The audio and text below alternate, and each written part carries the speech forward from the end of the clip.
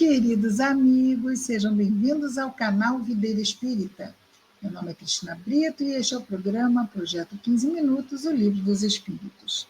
E aqui diariamente estudamos por mais ou menos 15 minutos o primeiro livro da codificação espírita, realizada por Allan Kardec, o Livro dos Espíritos. Atualmente estamos na quarta e última parte deste livro, Esperanças e Consolações.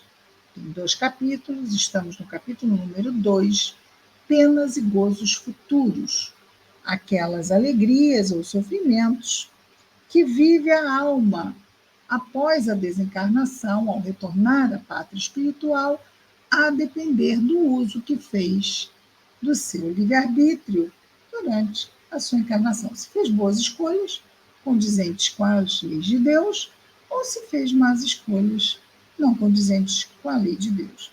É claro que isto vai ser, vamos dizer assim, vamos ter uma porcentagem de um e de outro, e aí temos que ver mesmo o saldo. Vejamos então, hoje vamos dar continuidade, nós estamos na duração das penas futuras, é o nosso subitem. E a nossa questão inicial hoje é de número 1008. E Kardec pergunta, olha só, eu não destaquei isto, e é bastante importante. Olha só. Nós temos aqui a questão 1004, em que se baseia a duração dos sofrimentos do culpado. A resposta, olha que importante, é do Espírito São Luís, em que se baseia a duração dos sofrimentos do culpado, daquele que errou e que vai passar, então, pelas penas, não é? Resposta: no tempo necessário ao seu melhoramento, sendo o estado de sofrimento ou de felicidade proporcionais ao grau de purificação do espírito, a duração e a natureza de seus sofrimentos dependem do tempo que ele gaste em melhorar-se. À medida que progride e que seus sentimentos se depuram, diminuem e mudam de natureza os seus sofrimentos. Já lemos esta questão, já comentamos, mas olhem só que coisa interessante. Nós vemos, olhamos e eu não vi isto. Que foi o Espírito São Luís que fez essa resposta, que nos trouxe. Na questão 1006 e 1007, a mesma coisa. E depois, na 1008. A 1009 será respondida por Santo Agostinho. Importantíssimo. Vejamos aqui na 1006, os sofrimentos do espírito poderão durar eternamente? Se fosse eternamente mal, isto é, se nunca se arrependesse nem melhorasse. Por certo, o espírito sofreria eternamente. Deus, porém, não criou seres destinados a permanecerem votados perpetuamente ao mal. Apenas os criou simples e ignorantes, tendo todos que progredir em tempo mais ou menos longo, segundo a vontade de cada um. A vontade pode ser mais ou menos tardia, ou seja, demorar, ou não, mais ou menos. Do mesmo modo que há crianças mais ou menos precoces, mais cedo ou tarde, ela aparece, né, a vontade de mudar, por efeito da irresistível necessidade que o espírito sente de sair da sua inferioridade e se tornar feliz. Então, aí ele passa a ter mais boa vontade para consigo mesmo, fazendo escolhas melhores. A lei que rege a duração das penas é, portanto, eminentemente sábia e magnânima, pois subordina essa duração aos esforços do espírito. Jamais o priva de seu livre-arbítrio jamais o priva de seu livre-arbítrio, se deste faz mau uso, sofrerá as consequências. Ele não fica sem, mas tendo o livre-arbítrio, tem igualmente a responsabilidade sobre as escolhas que faz. Essa resposta também é de São Luís.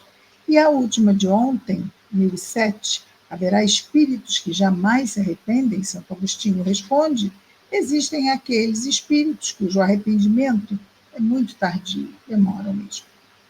Porém, pretender-se que nunca se melhorarão seria negar a lei de progresso e dizer que a lei de progresso e dizer que a criança não pode tornar-se adulta. Então, estamos sempre caminhando para frente e para o alto. O imaturo acaba por se tornar maduro, pois o tempo vai ajudar nesse processo. O tempo e os recursos. O tempo já é um recurso de Deus para nós, mas outros recursos, como a dor. A dor é um excelente recurso para nos ajudar a perceber os nossos erros. Porque a dor virá como consequência desses erros, não é? Agora vejamos a 1008, sim, essa é a primeira de hoje. Nós precisávamos voltar para destacar que as respostas dadas foram aqui até agora, de São Luís, aquelas que destacamos aqui. Hoje vamos então a 1008, em que Kardec pergunta: a duração das penas depende sempre da vontade do espírito? Não haverá aquelas penas que lhe sejam impostas por tempo indeterminado?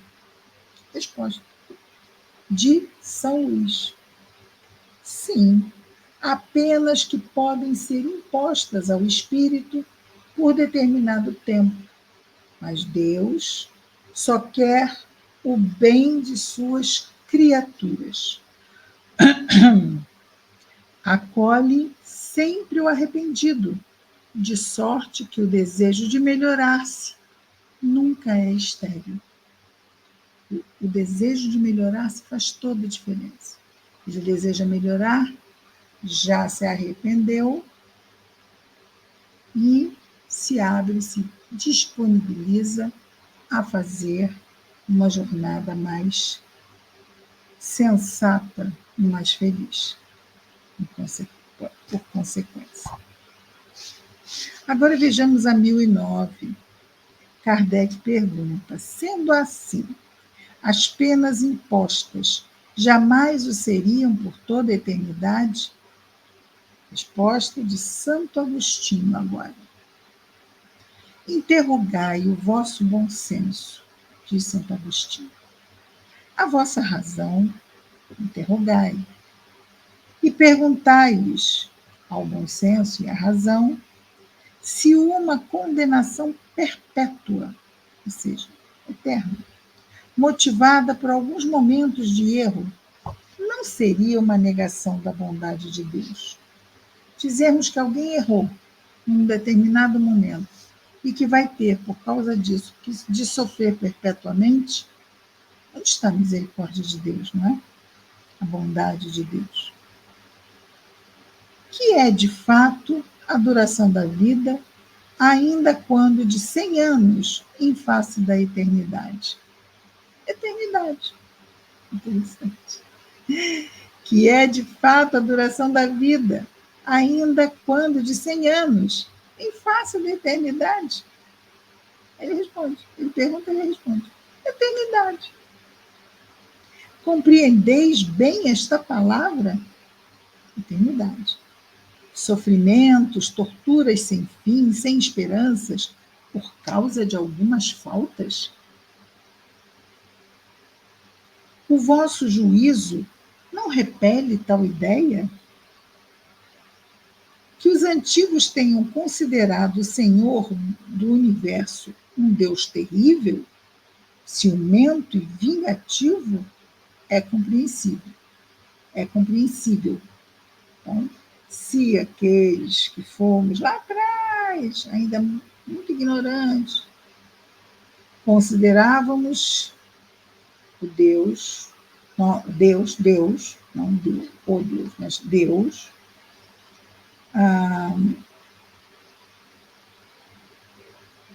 os antigos, que os antigos tenham considerado o Senhor do Universo um Deus terrível, ciumento e vingativo, é compreensível.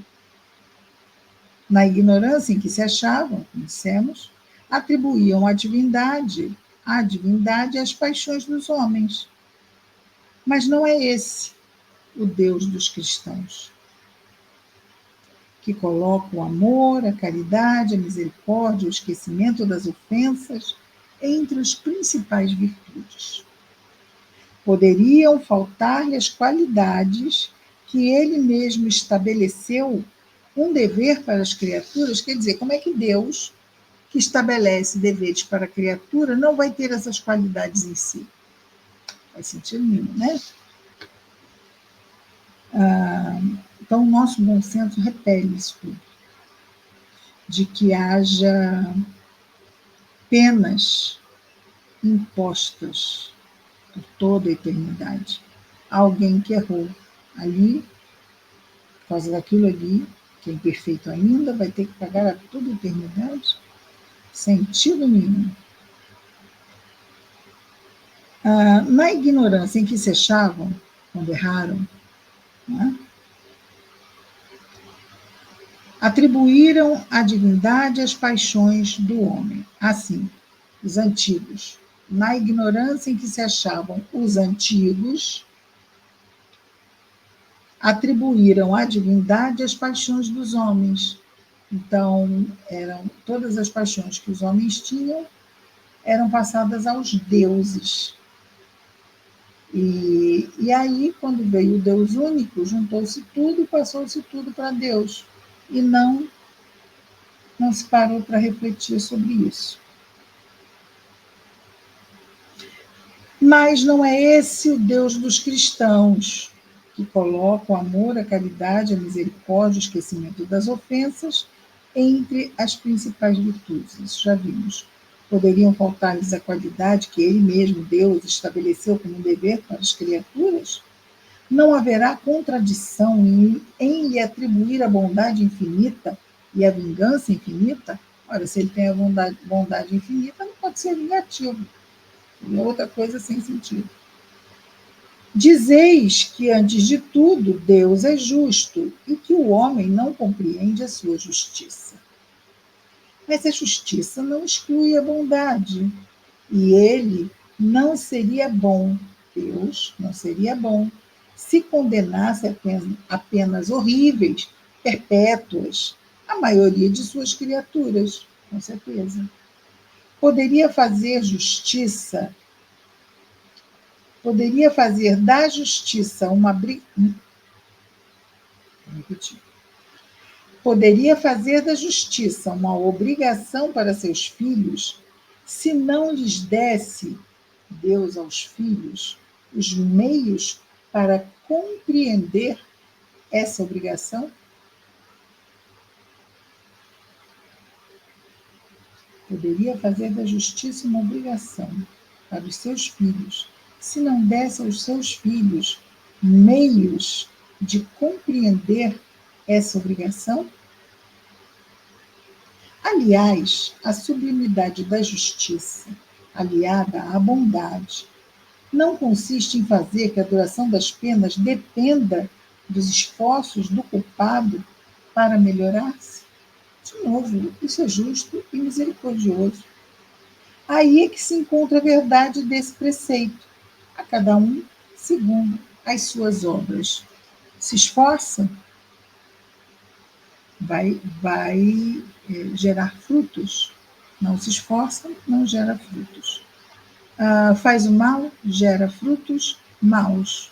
Faz o bem, gera frutos bons. E conhece-se a árvore pelo fruto, não é? Santo Agostinho. E essa pergunta vai ser também, olha só que interessante. Essa pergunta, sendo assim as penas impostas jamais o seriam por toda a eternidade, hoje vimos a resposta de Santo Agostinho. Amanhã veremos a resposta do espírito Lamennais.